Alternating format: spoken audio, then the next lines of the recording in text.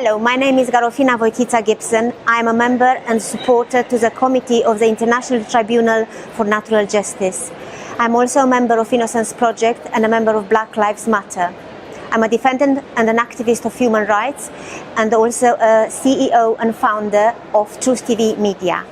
I'm bringing this message to you on behalf of over 1 million supporters for the immediate release of Terrell Omar Gibson, a Bahamian man, innocent, who has suffered an incredible injustice by being sentenced to life with no possibility of parole for a crime he did not commit by a corrupt judge, Anna I. Gardner, in Broward County Court, Florida, USA. This extraordinary story has been brought in front of us, and we are broadcasting this worldwide and campaigning globally and protesting against racism and injustice. Please join us and support the release of Terrell Omar Gibson, an innocent man who has already served 14 years in Florida State Prison, currently at Okeechobee, Florida Prison, for a crime that he did not commit. Help us by fighting against injustice that this innocent man has suffered, and sign a petition to free Terrell Omar Gibson now and release him immediately. We will present his inside story in more details.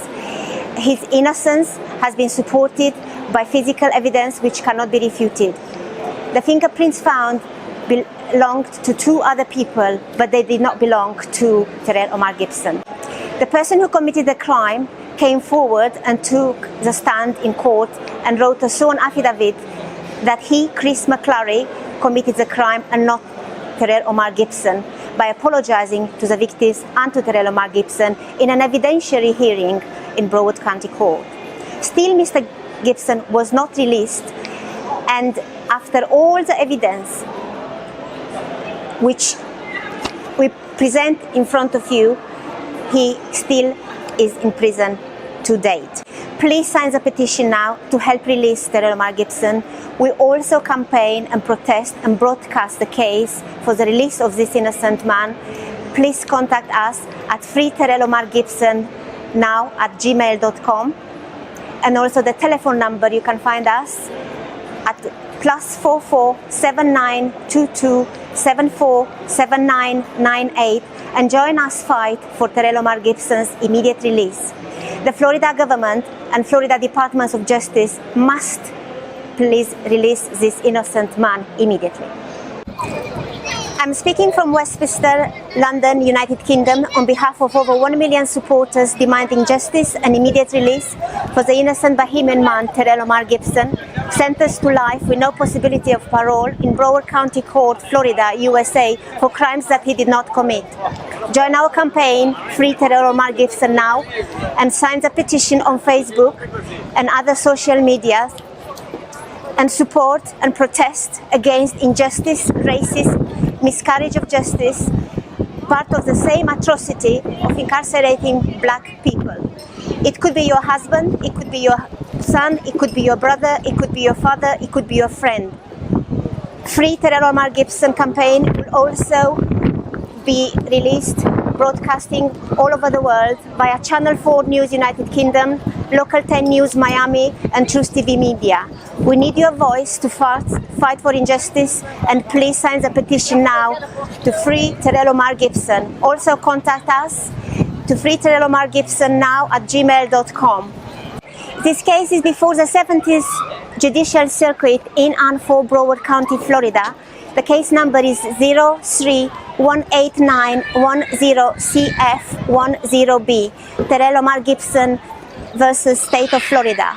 The factual points and violations about this case are thus following. Mr. Terrell Omar Gibson was arrested, placed in restraint and transported to the police station against his will and without his consent, and no Miranda warning was read to him, and there was no probable cause for his arrest on 4 counts of armed robberies and 1 count of armed burglary, 1 count of fraudulent use of credit card. During this time that Mr. Gibson was illegally detained by the Fort Lauderdale police officers, he was being questioned for crimes that he did not commit, and yet again no Miranda warnings were read to him.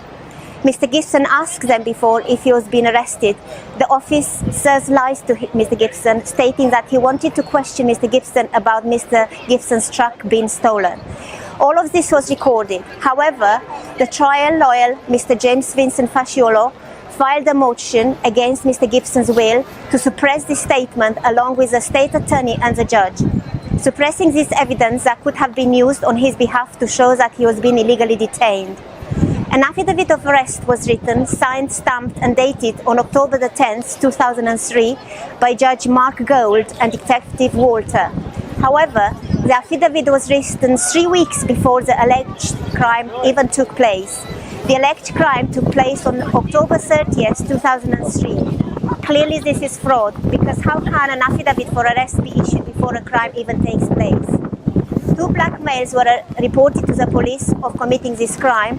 2 sets of fingerprints were collected as evidence from the crime scene, none of which belonged to Mr. Gibson. They belonged to someone else. Mr. Gibson told his trial lawyer to demand a public trial by judge. However, Mr. Gibson's trial lawyer, Mr. Fasciolo, went against him and demanded a jury trial.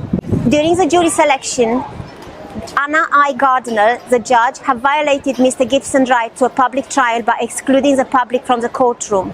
Therefore, the public was not present to do their job, to make sure that the defendant is fairly dealt with and to make sure that the trial participants be fair and just and do their job professionally. Trial lawyer Mr. Fasciolo failed to strike bias and prejudice jurors who stated that multiple charges would cause the biased thinking in deliberation and that they could not be fair.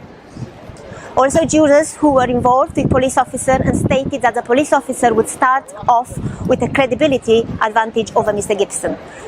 The jurors were the victims of credit card fraud, and this was one of the charges that Mr. Gibson was being accused of and tried for.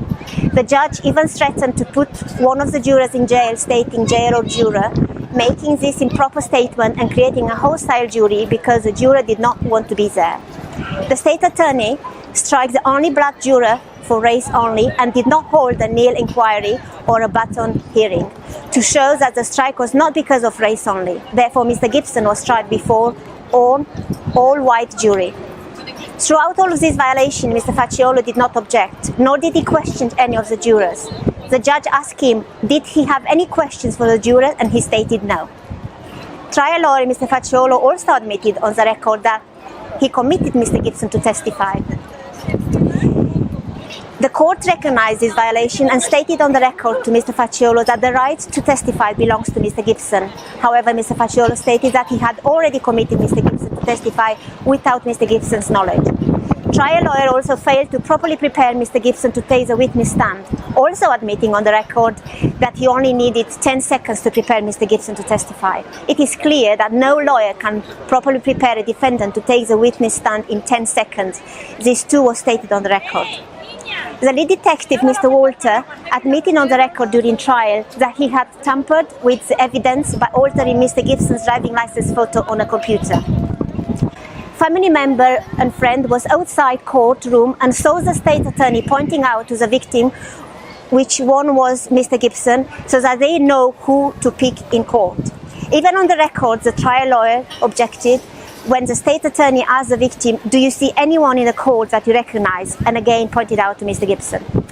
On the 20th of June 2008, an evidential hearing on shackling and sequestration issues was presented to Anna I. Gardner, but was denied.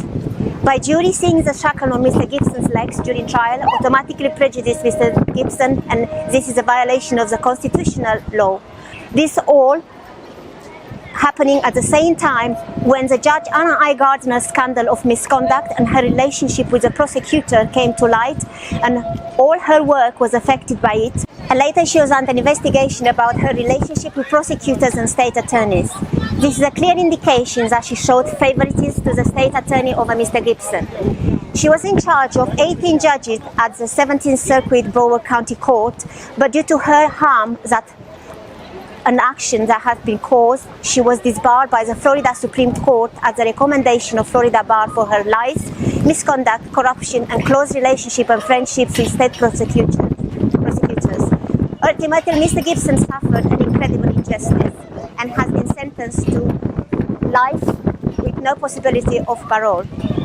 The actual person who committed the crimes, Mr. Christopher McClary, known also as Tarvirus Moxie, wrote a sworn affidavit giving details of the crime and stating that he was the one that committed the robbery and burglary charges and not Mr. Gibson.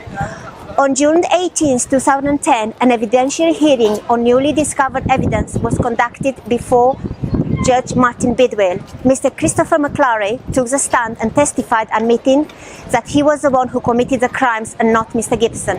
However, the judge, Mr. Martin J. Bidwell, denied Mr. Gibson's release, stating that he did not believe Mr. McClary's confession.